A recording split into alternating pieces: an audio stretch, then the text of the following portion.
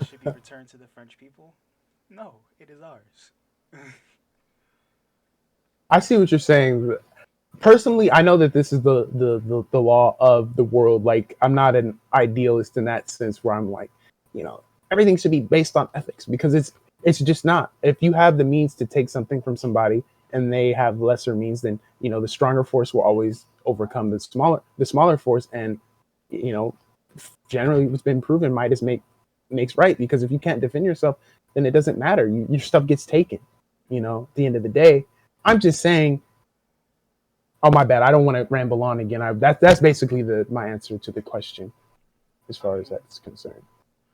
Um, I just want to pull up. I just want to bring up that point because yeah, it was a good. No, I mean, you have a great point, but and even like that's that's what irks me though. that's not even to say that I even agree with what the French are saying with that as well. Yeah, Um, but that's very interesting to think about, and we may see a day that comes that Africa may be in that position. yeah. I think that's what's trying to be prevented. Honest, and it's crazy how things work because, you know, um, they're always trying to seem like it's always like this paternalistic view of like of the white man's burden. Africa needs to be helped, Africa needs to be saved, but they totally ignore, while this isn't in African territory, even with Haiti having to pay back French reparations for freeing themselves. I thought it was the dumbest thing. Like the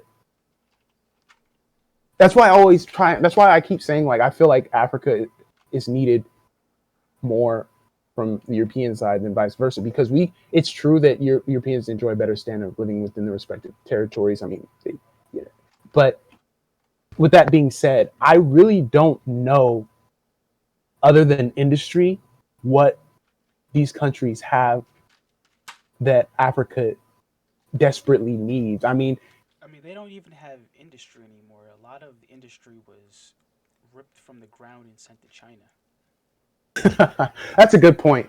That, Like we that yeah, hollow, that's a like America itself hollowed, like straight hollowed its yeah, industry out you're and right. sent it all to Mexico and China. That's a good point. Aside from their military industrial complex, which they still desperately hang on to. But you're right. For general needs, it's definitely has definitely been exported to these other countries.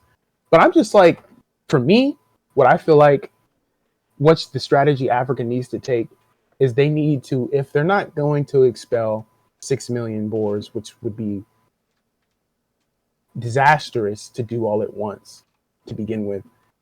But I think they really need to switch off from their relationship with the West and start talking more to these countries in the East. Why not? Why not have a better relationship with the Russians? Because I know we had this conversation before. Putin is going to do what's best for Putin. But like I said before, there is an opportunity to strengthen a relationship with another world power that they're in their best interest. They treat these other African countries with more respect, frankly, than the West has, because it's simple. If I garner a friendship with this African leader and he's not already a shill, and I maintain good relationships with him and I help secure his country, then that hurts the West. I would almost argue that the West, a requirement for drawing resources from Africa is a destabilized region.